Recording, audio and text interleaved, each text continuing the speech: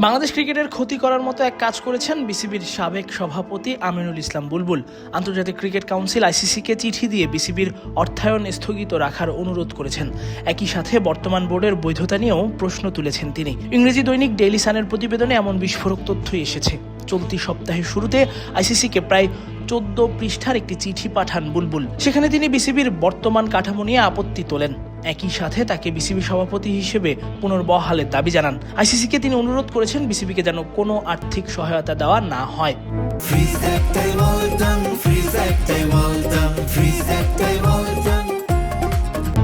বুলবুলের চিঠি এবং এমন আর্থিক সহায়তা না দেওয়ার অনুরোধের সত্যতা পত্রিকাটি নিশ্চিত করেছে বিসিবির একটি সূত্রের মাধ্যমে। সূত্রটির দাবি, চিঠির বিষয়টি আইসিসি বিসিবিকে ইতোমধ্যে অবহিত করেছে।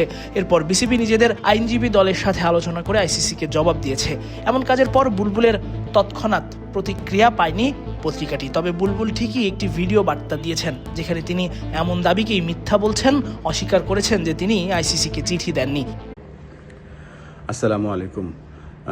একটা খবর দেখলাম যে বেরিয়েছে যে আমি নাকি আইসিসিকে রিকোয়েস্ট করেছি যে বাংলাদেশের ফান্ডিং বন্ধ করে দেওয়ার জন্য। সেটা কখনোই সম্ভব না এবং সেটা আমার দ্বারা কখনো হয়নি, ঘটেওনি। এটা সম্পূর্ণ একটা মিথ্যে কথা।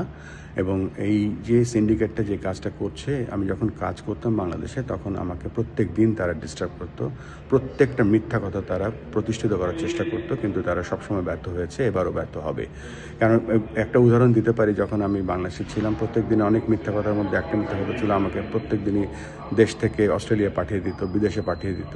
পরবর্তীতে তারা মিথ্যা প্রমাণিত হয়েছিল এবং তাদের মিথ্যা কখনোই প্রতিষ্ঠিত হয়নি। এটাও আরেকটা মিথ্যা, কেননা আইসিসির কাছে আমি কখনো কোনো এমন কিছু রিকোয়েস্ট করবো না যাতে বাংলাদেশের কোনো ক্ষতি হোক। আর আমার কথা আইসিসি কেন শুনবে? আইসিসির সাথে সেই অ্যাক্সেসটা আমার নেই এখন।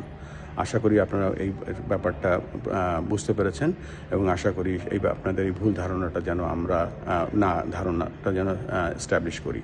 প্লিজ, আপনার বাংলাদেশ ক্রিকেটের সাথে আমরা আছি এবং বিশ্বাস করুন, বাংলাদেশ ক্রিকেট এগিয়ে যাক, বাংলাদেশ ক্রিকেটের যা ভালো হোক, এটাই আমরা চাই।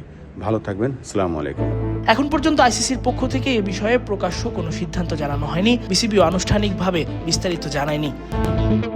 আপাতত বিষয়টি চিঠি, জবাব ও আইনি ব্যাখ্যার পর্যায়ে আছে। অথচ বুলবুল বিভিন্ন সময় দেশের ক্রিকেটের ক্ষতি করার চেষ্টা করেছেন। তামিম ইকবাল বিসিবির নির্বাচিত সভাপতি হওয়ার পরেও তিনি বিভিন্ন সময় আইসিসির কাছে তাকে সরিয়ে দেয় এবং পরবর্তী বোর্ড গঠন প্রক্রিয়া আইনি ও প্রশাসনিকভাবে প্রশ্নবিদ্ধ বলে দাবি করেছিলেন। কিন্তু আইসিসি তার এসব দাবিতে কর্ণপাতই করেনি। তাসফিক পলক, ক্রিক ফ্রেঞ্জি।